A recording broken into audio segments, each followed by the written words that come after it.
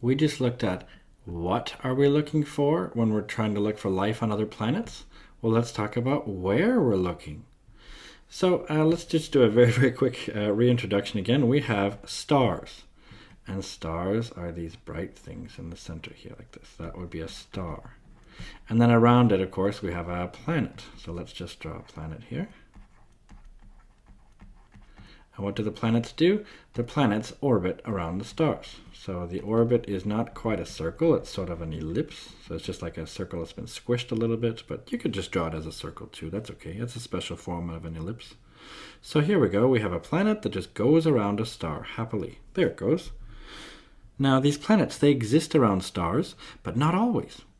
It turns out that planets, not all planets have to be around stars. We've actually detected a few planets that are sort of on their own. Sometimes they've been called rogue planets. But there exist planets on their own, but the vast majority that we're concerned with are the ones orbiting stars. Now the stars are hotter closer to them and cooler farther away. Hopefully that makes sense. It's like you have a big fire here, and if you put your hand really close to the fire, it's going to be very hot. So maybe I'll write that down here. So I'll say, over here, it's hot. And over here, like further away, well, that's cooler. So that's just because there's a distance, from the sun here. So we could say that the closer you are, the hotter it is. The farther away, the colder it is. So the idea behind this so-called Goldilocks zone is that there should exist a region that's not too hot and it's not too cold. If you've ever heard of the story of Goldilocks, that was the exact idea, that she was drinking some porridge or eating some porridge, and some of the porridge was too hot, some was too cold, and some was just right. That was sort of the story of Goldilocks. So in astronomy, we talk about what's called the habitable zone. That's somewhere where it could be habitable. In other words, there could be life there. It doesn't mean there is life. It just means, at least it's conceivable. At least we think it could be possible. So we call it the HZ for short, so the habitable zone. And that's a region around a star where a planet could have liquid water. Remember, that was one of the main things we're trying to look for, is the liquid. Now, why is that? That's because we want that the surface temperature, so we want the temperature on the surface of that planet, so I'll say surface temp, is between. Now, if you know about water and how it likes to sit, if we want it to be liquid, it has to be between 0 degrees, because anything colder than 0 degrees Celsius, it'll be frozen. And anything hotter than 100 degrees Celsius, and it's going to be boiling, so you'll lose it as a gas. Now, that, of course, depends on the pressure, and it depends on some other things, because we assume that it has to have an atmosphere. You have to have an atmosphere in order to have liquid water. But we're looking for places where the surface temperature could be, between 0 and 100 degrees Celsius, like on Earth. So that the Earth should be within the habitable zone. But we're going to define it based on, back here, this distance from a star. So again, if I drew my little star right here, so there's my star, and I draw let's say I draw a planet here again, the same sort of thing. Actually, you know what? I won't even draw a planet. I'll just leave it like this. This here, this is my star. So there exists a region where, it's just the right distance away. So I don't know how far that is. Maybe it's like, whoops, I did a really bad circle there. That was the worst. Try to draw a better circle here. That's a bit better. Well, let's just say there's this region within this right here. I'm just trying to draw some sort of circle here. That didn't turn out very nice at all either. I really gotta get a better art skill here. I didn't really make it much better there either. But this zone right here, this is what we call the habitable zone, HZ. And that's because anything closer, we're going to say too hot to have water. So over here it would be all boiled off. There wouldn't be any water there. And way over here, this would be too cold. There it would be all ice. It would be solid ice. But there exists this region around a star where it's neither too hot nor too cold. So we call that the habitable zone. Now the habitable zone around stars, it really depends on a lot of factors. Let's take a look at a few. One of the things is the type of star. This is like, stars can be hotter, they can be medium, and they can be cooler. And it turns out the color of a star actually tells you something about its temperature. Did you know that? Did you know that, like, if you look at I don't know if you have an oven, for example. If you have one of these ovens, you know, where you have like the element on the oven, it's like this little spirally thing. If you turn the oven on to cook, you'll see that eventually the oven gets red hot. And it turns out that that actually isn't even that hot. We say that that's actually cooler. So red is fairly cool. I don't know if you've ever turned it on really a lot, but if you ever had it sort of blue like this right here, or blue or white hot. So if it was white hot, that actually means much hotter. You can see this in a candle as well. If you look at the flame of a candle, you'll see that at the very bottom of a candle, it'll sort of be kind of bluish. And after that, you'll see this sort of like yellowish region around it. And further away, you'll see sort of orangish, reddish. This actually happens with real candles. So this means hottest, and over here means coolest, because this would be like, you know, where you actually lit the candle here. So that same effect happens with stars as well. So hotter stars are going to look, for example, blue or white. So blue or white stars are extremely hot. And hopefully it makes sense to you then. The hotter it is, then the farther out you have to be in order to have this sort of nice, comfortable zone. Because if it's too hot, you know, imagine there's like a really, really bright flame. You have to put your hand, you know, further away from it, or else it'll hurt, you know. Whereas if it's a really dim star, so let's look at this example here, cooler stars. Those are, for example, red stars. Those stars, you know, imagine like a really low flame. Well, then you could actually put your hand really close to it before it felt really warm. So the same thing happens with stars. So hotter stars have a farther away habitable zone.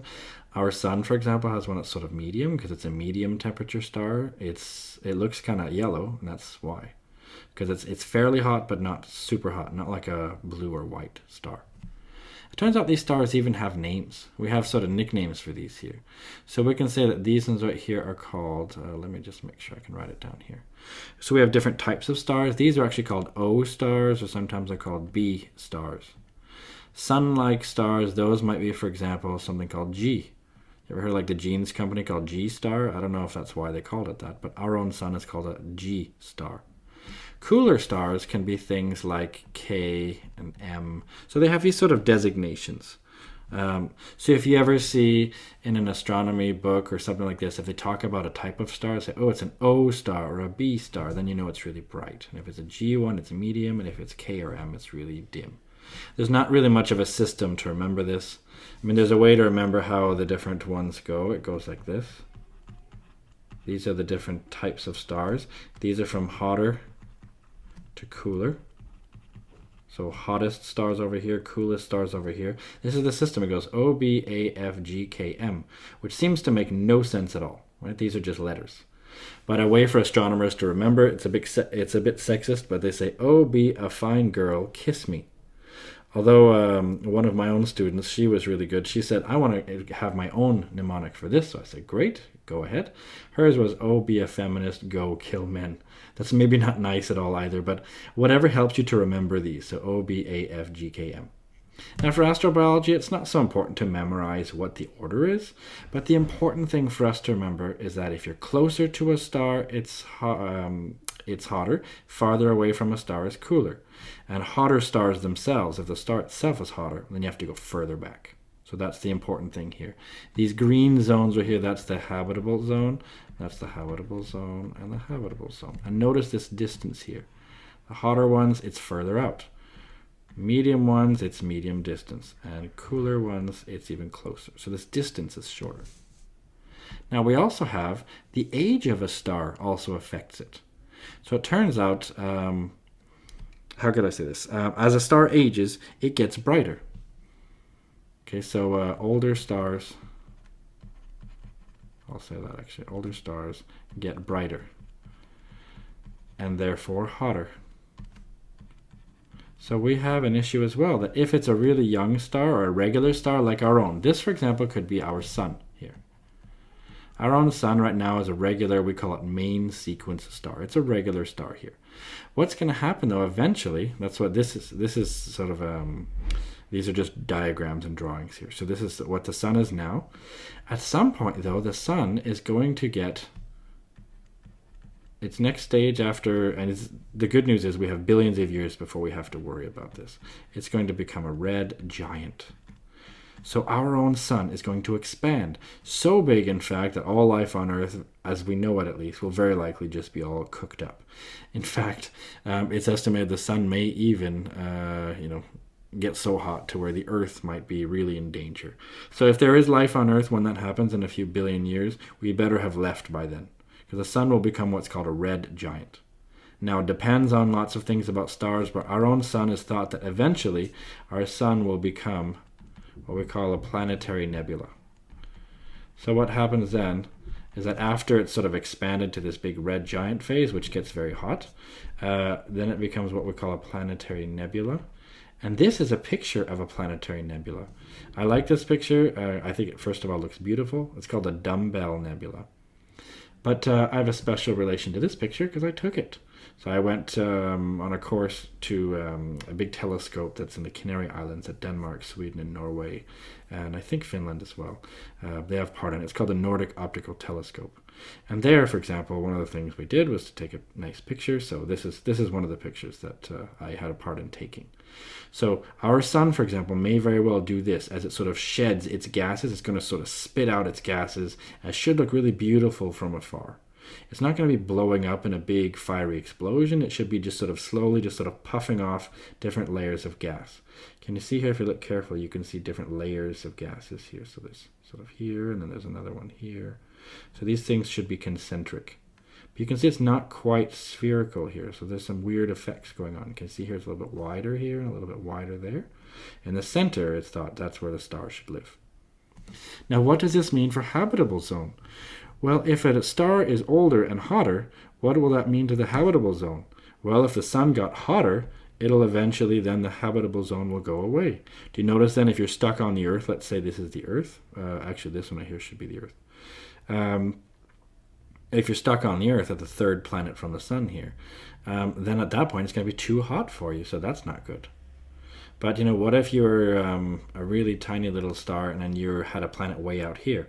Well, eventually when that star gets older, it may actually get hotter. So because of that, maybe your habitable zone will move and all of a sudden that planet can have life. So we think the age of a star is going to have a big effect on the habitable zone. And one last thing I'd like to talk about is this, that the atmosphere of a planet also has a big effect. So atmospheres, what those are, this is actually a really cool picture. This is the Earth, and this is our own atmosphere, and this is the moon behind.